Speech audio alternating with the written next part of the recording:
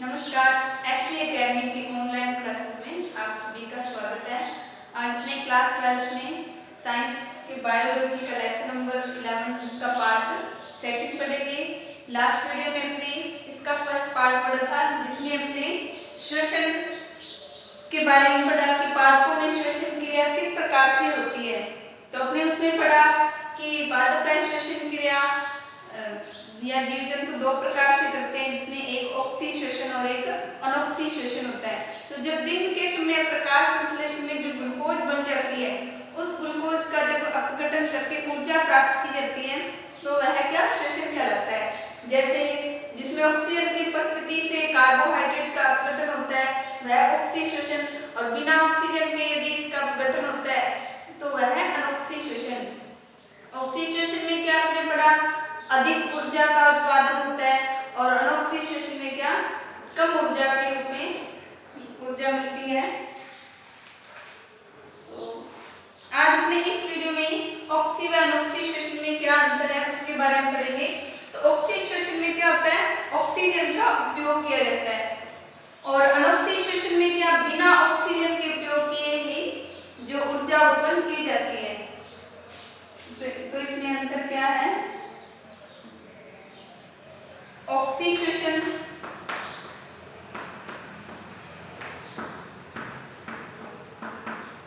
और दूसरा है अनॉक्सी श्वसन।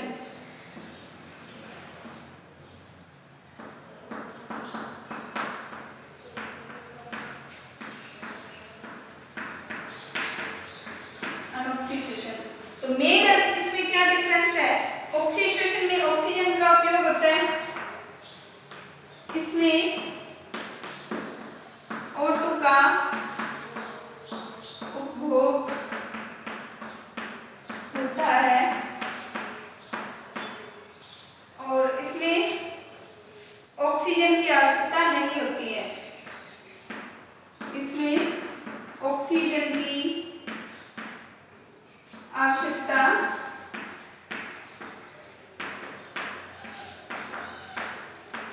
नहीं होती। ये इसमें फर्स्ट अंतर है। सेकंड क्या है इसके बाद, यह सभी जीवित कोशिकाओं में होती है। जो ऑक्सी श्वसन की क्रिया है सभी सजीव कोशिकाओं में होता है, यह सभी सजीव कोशिकाओं में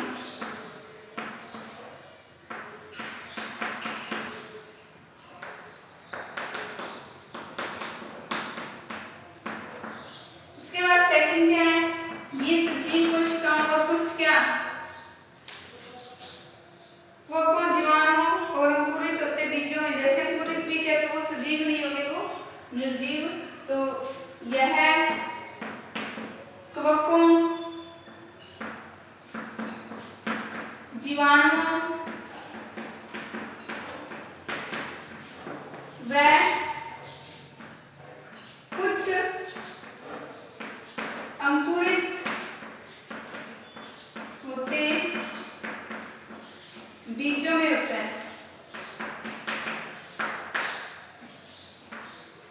तो जो अंकुरित हो रहे हैं बीज उनमें भी क्या अनॉक्सी श्वसन होता है। तो ये दो इसमें प्रमुख अंतर होते हैं। इसके बाद तीसरा है, इसमें क्या ग्लूकोज का पूर्ण ऑक्सीकरण होता है, और कितने एटीपी अणु बनते हैं, एटीपी। इसमें ग्लूकोज का पूर्ण ऑक्सीकरण होकर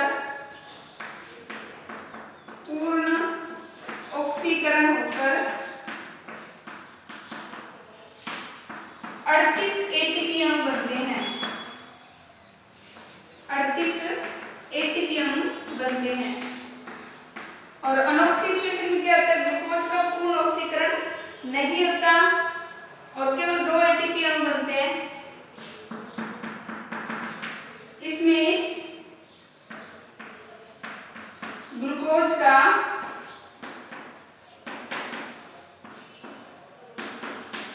पूर्ण ऑक्सीकरण नहीं होता,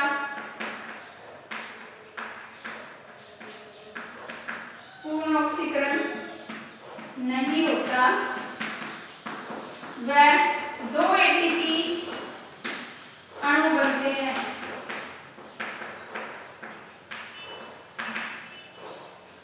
तो ये इसका अगला अंतर है। इसके बाद में है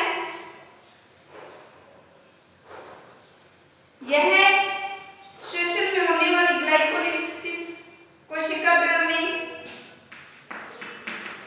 इस श्वसन में जो ग्लाइकोलाइसिस है वो कहाँ होती है? होने वाली ग्लाइकोलिसिस कोशिका द्रव्य में होने वाली ग्लाइकोलिसिस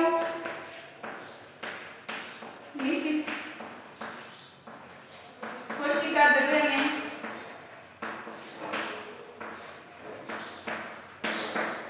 ग्लाइकोलाइसिस में कोशिका द्रव्य में तथा क्रेब चक्र माइटोकॉन्ड्रिया में होता है तथा क्रेब चक्र माइटोकॉन्ड्रिया में होता है।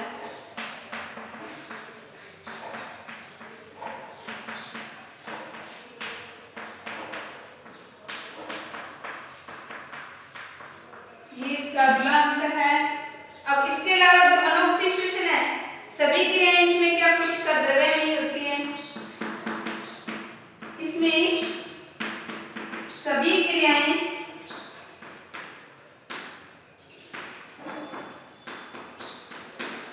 कोशिका द्रव्य में ही होती हैं। कोशिका द्रव्य में ही होती हैं। ये इतने अंतर है। और इसमें हमने पढ़ लिया इसमें पूर्ण ऑक्सीकरण होता है ग्लूकोज का और इसमें ग्लूकोज का पूर्ण ऑक्सीकरण नहीं होता। आगे ये डिफरेंस लिखना है। इसके बाद आगे लिखना है इसमें क्या अंतिम उत्पाद CO2 और जल बनता है। तो अंतिम उत्पाद क्या लिखना है? यहाँ डिफरेंस में 5 नंबर पॉइंट लिखेंगे।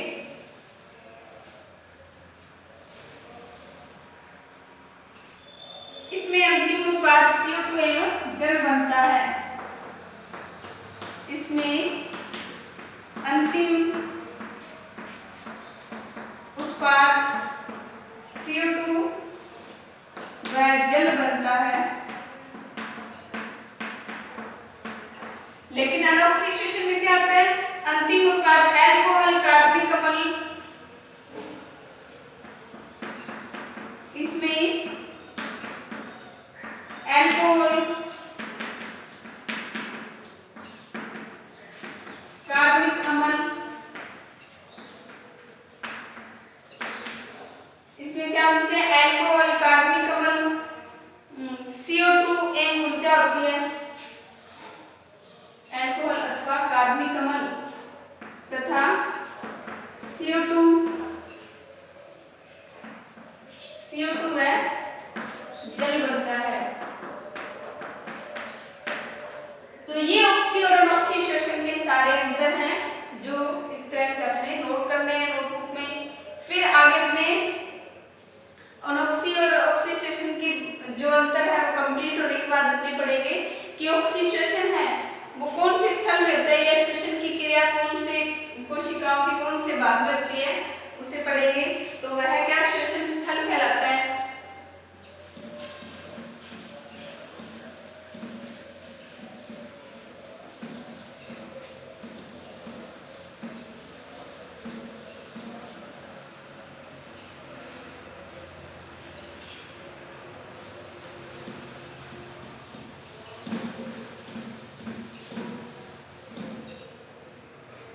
अब अपने पढ़ेंगे श्वसन स्थल।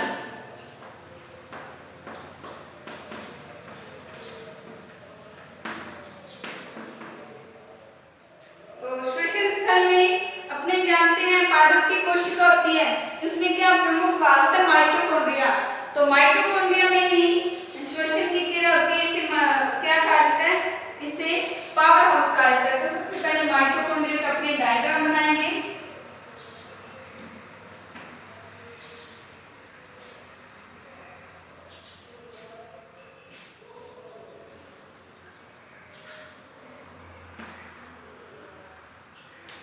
इसके अनुप्रस्थ ऐसे काट को दिखाएंगे इसमें।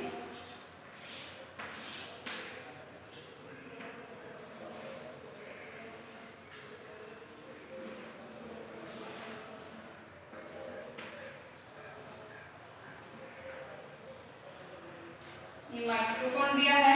अब माइटोकॉन्ड्रिया में क्या आपने देखा होगा, अपनी कोशिका में इस तरह से बनाते हैं माइटोकॉन्ड्रिया का डायग्राम। ये अनुप्रस्थ काट होती है, लेकिन अब ये गोल पूरा है, इसे यहाँ से अपने अनुप्रस्थ इतनी काट के रूप में देखेंगे। ये बाहर वाला सारा भाग हो गया, ये इसके अंदर वाला भाग है।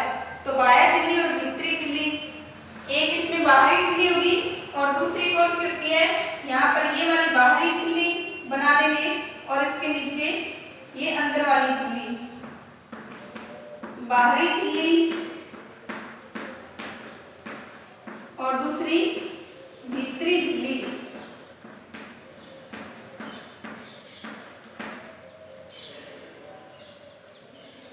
बीच वाला भाग मैट्रिक्स होता है, जो इसमें इस तरह से भरा रहता है, जिसमें विभिन्न कोशिकाएं पाए जाते हैं, जो माइटोकॉन्ड्रिया के भाग होते हैं वो पाए जाते हैं। ये क्या होता है, मैट्रिक्स या आधात्री,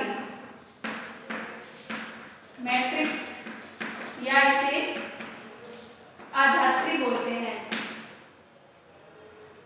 जो इसमें उभारनुमा संरचना होती है इसे क्या कहते हैं, क्रिस्टी कहा जाता है। ये उभार जो दिखाई दे रहे हैं इन्हें क्या कहा जाता है, क्रिस्टी या विलाई। और ये जो साइडों में खाली भाग दिख रहा है इसे अवकाशिका, ये वाला भाग है, तो इसे क्या कहते हैं, अंतर झिल्ली अवकाशिका।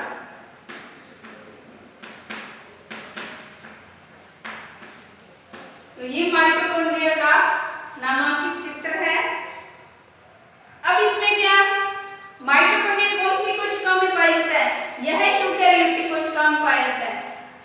ठीक है, माइटोकॉन्ड्रिया कौन सी, यूकेरियोटिक कोशिकाओं में पाया जाता है।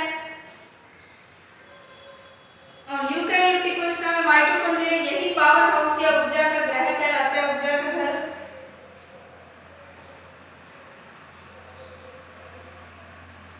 माइटोकॉन्ड्रिया, इसके बारे में लिखना, माइटोकॉन्ड्रिया दोहरी झिल्ली से घिरा हुआ कोशिकांग है। कैसे माइटोकॉन्ड्रिया, माइटोकॉन्ड्रिया की पहले संरचना लिखनी है।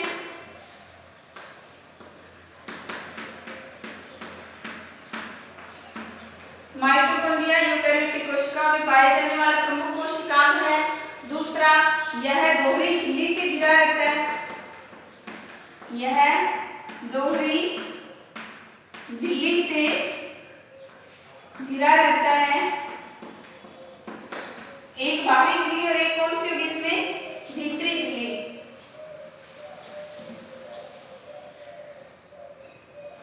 इसके अलावा दोनों कलाएं किससे बनी होती हैं, लाइपोप्रोटीन प्रोटीन बनी होती हैं। बाहरी झिल्ली और अंदर वाली झिल्ली है, ये कौन सी प्रोटीन से बनी होती हैं, ये लाइपोप्रोटीन से, ये लाइपोप्रोटीन से बनी होती है।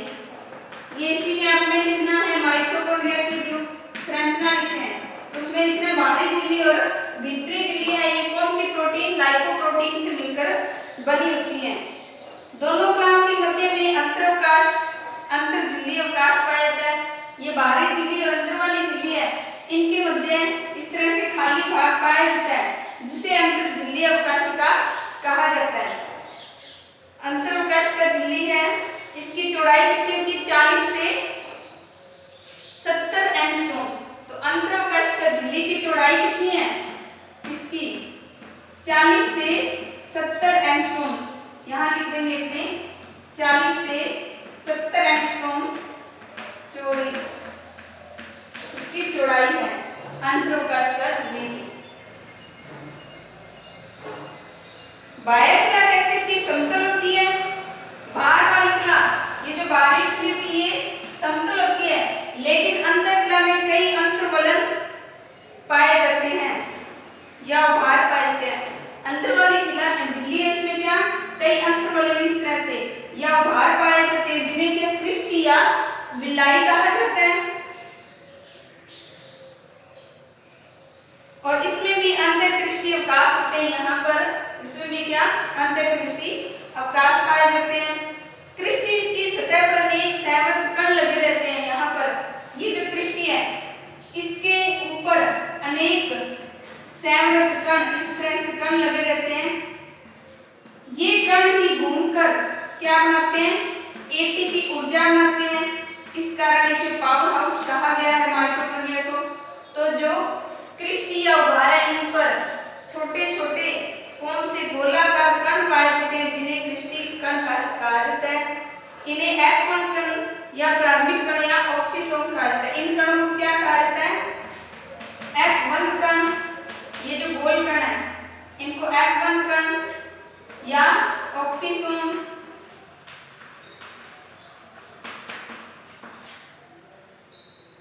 या प्रारंभिक कण कहा जाता है। ये कण इलेक्ट्रॉन परिवहन में भाग लेते हैं और क्या बनाते हैं ये एटीपी से एटीपी का निर्माण करते हैं। और माइटोकॉन्ड्रिया इसके अंदर वाले भाग में क्या पाया जाता है मैट्रिक्स या आधात्री पाया जाता है। यह तरल अथवा अर्ध तरल प्रोटीन होता है। मैट्रिक्स कैसा होता है अर्ध तरल प्रोटीन होता है।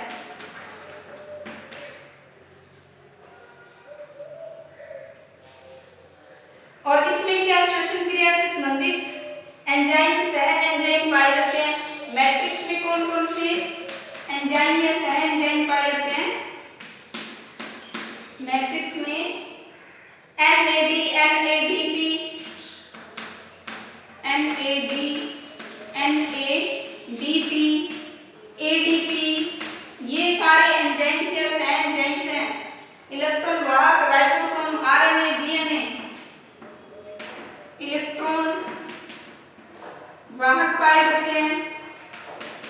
RNA DNA ये सारे कण किसमें पाए जाते हैं ये वाला जो मैट्रिक्स भाग है अंदर वाला इसमें ये सारे कण पाए जाते हैं। और माइटोकॉन्ड्रिया को ऊर्जा ग्रह भी कहा जाता है। ये इंपॉर्टेंट पॉइंट है, बार बार बताया, इसे नोट करना है। और इसमें क्यों इसे ऊर्जा ग्रह कहा जाता है क्योंकि इसमें ऊर्जा का उत्पादन एटीपी के रूप में किया जाता है। तो ये अपने जो श्वसन स्थल है वो कंप्लीट होता है। तो श्वसन स्थल में अपने इंपॉर्टेंट कोशिकांग कौन सा है माइटोकॉन्ड्रिया है। तो सबसे पहले अपने माइटोकॉन्ड्रिया की संरचना बनानी है क्योंकि यही श्वसन स्थल है। तो इसकी दो झिल्लियों से बना था, बाहरी झिल्ली भीतरी झिल्ली। इसके अंदर वाले भाग में आंतरिक झिल्ली होती है उसमें अनेक वलन पाए जाते हैं। बाहरी झिल्ली स्मूथ होती है चिकनी होती है। और जो अंदर वाला भाग होता है वो तरल या मैट्रिक्स होता है प्रोटीन से बना होता है जिसमें विभिन्न एंजाइम्स होते हैं NAD NADP ADP इलेक्ट्रॉन वाहक RNA DNA ये पाए जाते हैं। और अंतरकला जो काशिका होती है इसकी चौड़ाई 40 से 70 एंगस्ट्रॉम होती है। जो अंदर वाली झिल्ली है इसमें कुछ उभारनुमा संरचना या अंतर्वलन पाए जाते हैं जिन्हें क्रिस्टी कहा जाता है। तो इसे आपने नोट करना है। आज अपने इस वीडियो में यहाँ तक पढ़ाएंगे। नेक्स्ट वीडियो में अपने ऑक्सी श्वसन है इसकी क्रिया विधि के बारे में पढ़ेंगे। Thank you.